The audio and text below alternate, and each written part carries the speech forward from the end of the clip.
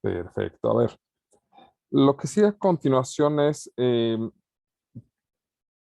propiamente cálculo diferencial en varias variables, ¿de acuerdo? ¿A qué nos referimos a cálculo en varias variables? Nosotros hemos trabajado hasta el semestre pasado, ¿sale? Funciones en una variable, una f de x, que tomaba eh, como dominio los reales o un subconjunto de los reales y mandaba el resultado a un número real. Es decir, tomaba números reales para evaluarse y el resultado pues, era un número real porque nunca nos metimos con los complejos, ¿de acuerdo? Eh, Esta se llama función de una sola variable porque solamente sustituimos un número y el resultado pues, será un elemento de los números reales. En esta ocasión nosotros vamos a tomar funciones de varias variables. Podemos tener x, y, por ejemplo, o f de x, y, z, o f de x1, x2, x3, xn, ¿de acuerdo? N diferentes variables, no importa. Estas funciones se dice que van de R2 porque tienen una y dos variables, ¿de acuerdo? Y el resultado vamos a dejar que sea nuevamente un número real. Sustituimos dos valores y obtenemos un número real, ¿de acuerdo? Aquí, por ejemplo, en este caso, pues, tenemos tres variables, diríamos R3 y nos da un resultado en R, ¿de acuerdo? Aquí entonces tenemos en un espacio dimensional o n-dimensional, ¿de acuerdo? Y obtendríamos un numerito, ¿sale? Estos elementos que sustituimos aquí son puntos en el plano, puntos en el espacio y eneadas en este caso. O pares ordenados, triadas ordenadas, y estos pues, ya serían eneadas ordenadas, ¿de acuerdo? Donde cada variable pues, depende de un diferente subconjunto. Y no es algo que desconozcan completamente, en realidad lo han ocupado mucho, solamente que nunca le dieron el cuerpo de función de varias variables por diferentes motivos, ¿de acuerdo? Entre ellos, pues, el comprender cómo se trabajaba o simplemente para no confundirlos. Pero en física, en química, incluso en matemáticas propiamente, ya han trabajado funciones de varias variables. Por ejemplo, podríamos hablar del área, hablemos del área, por ejemplo, de una circunferencia. El área de un círculo, porque propiamente la circunferencia es el perímetro. El área de un círculo, pues se puede considerar como una función que depende del radio, cuya fórmula es pi por radio al cuadrado. ¿Vale? Ya, es una función de una variable en matemáticas propiamente. ¿De acuerdo? Si habláramos, por ejemplo, del área de un rectángulo, sería AB y la función sería A por B. Esta es una función de dos variables, porque el área del rectángulo va a depender de quiénes sean tu base y tu altura, tu A y tu B.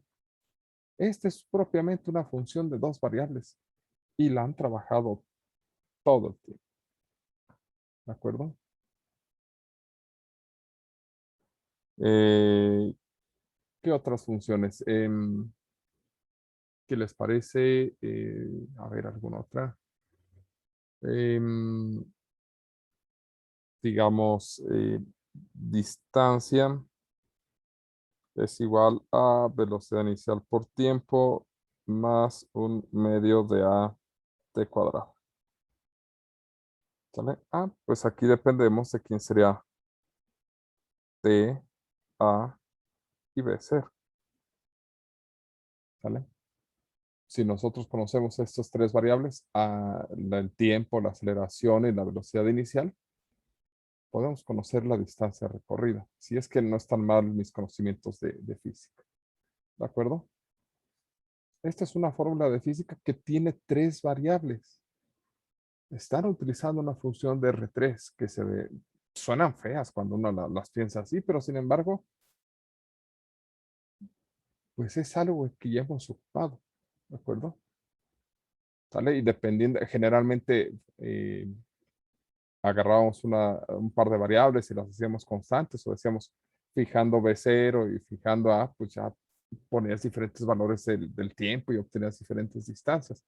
Pero en realidad tú podrías mover la velocidad inicial y la aceleración y no tendrías ningún problema. ¿De acuerdo?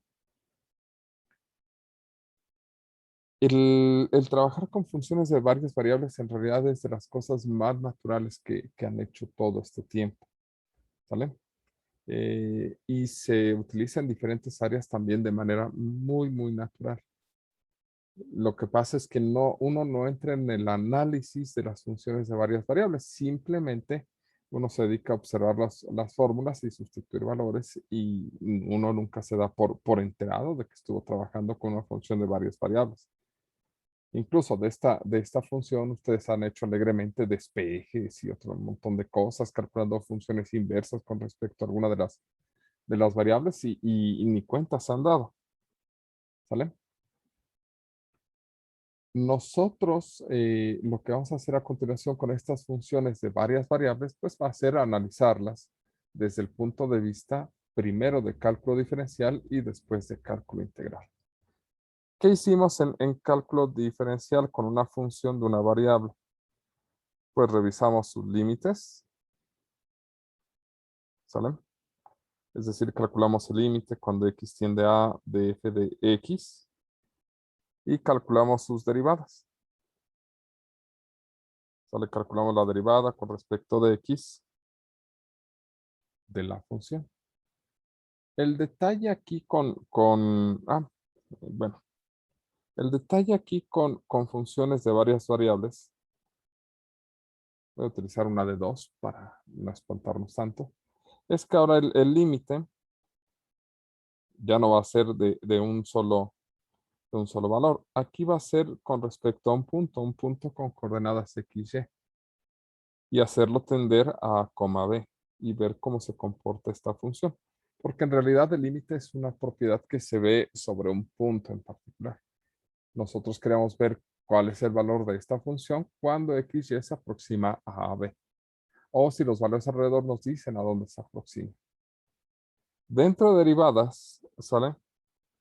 Vamos a tener algunos detalles, porque como hay dos variables, vamos a tener que hablar de la derivada parcial con respecto a una variable de la función o con respecto de otra función, ¿de acuerdo? Pero la mayor parte de los principios que aprendimos en cálculo diferencial de una variable se van a seguir aplicando en cálculo de varias variables. ¿Esto qué significa? Significa que propiedades como continuidad se van a extender, ¿de acuerdo? A varias variables. Hablar de cálculos de rectas tangentes se va a extender, ¿de acuerdo? De hecho, en una función de dos variables, su equivalente sería un plano tangente. Y es muy sencillo de calcularlo, de hecho, la idea es la misma. Bueno, los conceptos de máximos y mínimos se van a extender también aquí, ¿sale? Y lo que son los problemas de optimización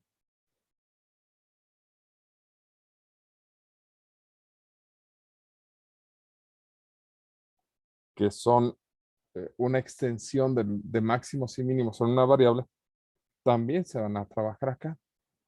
Aquí van a ser máximos y mínimos y aquí los problemas de máximos y mínimos los vamos a llamar de una forma muy particular o vamos a atacarlos con una técnica muy particular que van a ser los multiplicadores de Lagrange. ¿De acuerdo? Buen tipo Lagrange, deberían de conocerlo un día de estos. Básicamente es la idea de hacia dónde vamos. Y todo eso dentro de nuestra bibliografía se le corresponde de acuerdo al capítulo ñam, ñam, ñam, ñam, ñam, 14. ¿De acuerdo?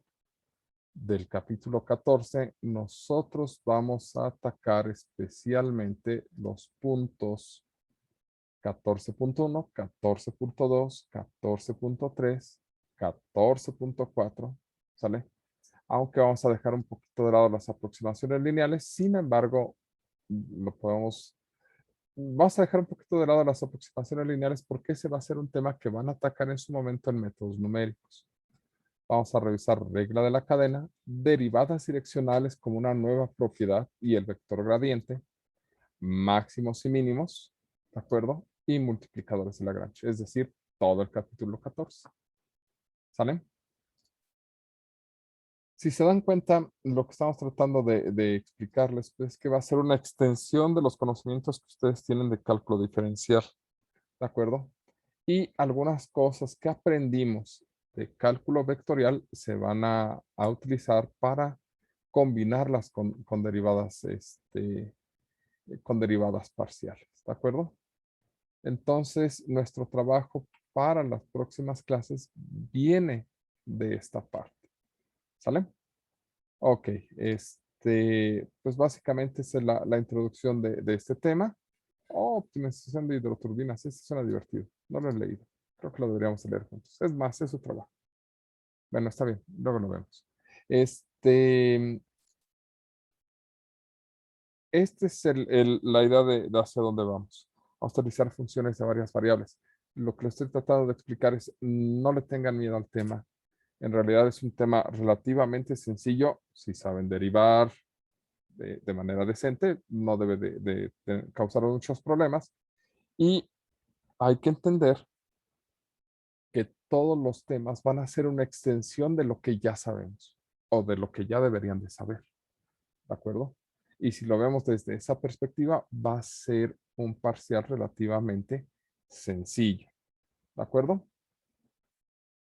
A diferencia del parcial anterior, a este le vamos a dedicar un poquito más de tiempo porque los temas van a ser un poco más extensos. Este tema es completamente nuevo. Valores máximos y mínimos va a ser una regla relativamente sencilla, pero comparado con multiplicadores de Lagrange, este tema también es nuevo. Entonces, estos dos temas son completamente nuevos y eso nos va a comer un poquito de tiempo, pero en estos otros son temas relativamente sencillos, pero por las dolencias que luego llegamos a tener en cálculo diferencial, vale la pena verlos con calma. ¿De acuerdo? ¿Hasta aquí dudas, preguntas?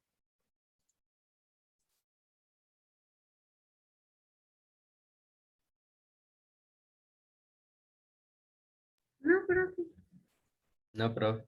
Perfecto, pues vamos a detenernos hasta aquí.